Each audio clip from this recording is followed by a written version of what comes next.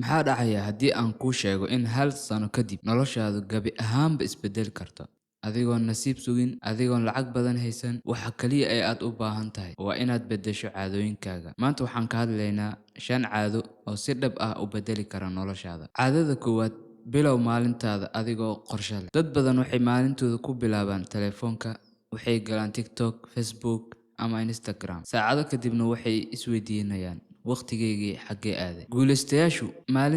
maalintooda kuma bilaabaan jahwareer waxay ku bilaabaan qorshe isweydiis wax kasta maxay yihiin 3 shaqo ee ugu muhiimsan maanta maxaan qabanayaa si aan ugu dhawaado hadafkayga caadada labaad wax akhrin iyo is-hormarin haddii aad rabto inaad beddesho fikirkaaga beddel waxa maskaxdaada galaya xitaa haddii aad akhrido 10 bog maalintii hal sano gudaheed waxaad dhammayn kartaa buugaag badan oo noloshaada beddeli kara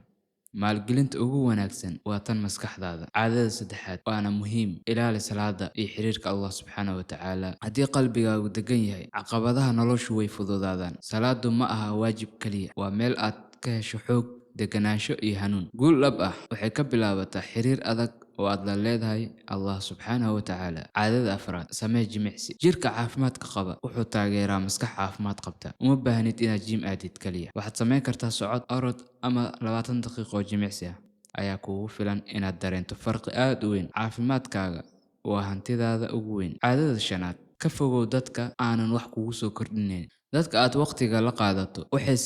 saameyn weyn ku leeyihiin fikirkaaga dabeecadahaaga iyo mustaqbalkaaga la saaxiib dadka kugu dhiirigeliya ku xasuusiya Allah subxaanahu wa ta'ala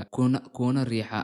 dhinaca horumarkaaga mararka qaar isbeddelka ugu weyn waa inaad beddesho deegaankaaga iyo dadka kugu hareeraysan si aad noloshaada u horumarisid haddii aad aragto dad asxaab aad la saaxiibtid oo horumar jecel wax baranaya isbeddel raadinaya haddii xataa adiga aadan u jeedin oo aadan rabin inaad samaysid arrinkaas laakiin waxa kugu dhiirigelinaya asxaabtaas samaynayso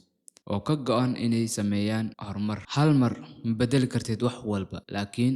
waxaad maanta dooran kartaa hal caado oo aad bilaabayso xasuusnow noloshaada ma beddesho hal maalin waxay ku beddeshaa caadooyinka aad ku celceliso maalin kasta haddii muuqaalkan wax un kaa cajabiyey qof kale la wadaag muuqaalkan like saar mahadsanid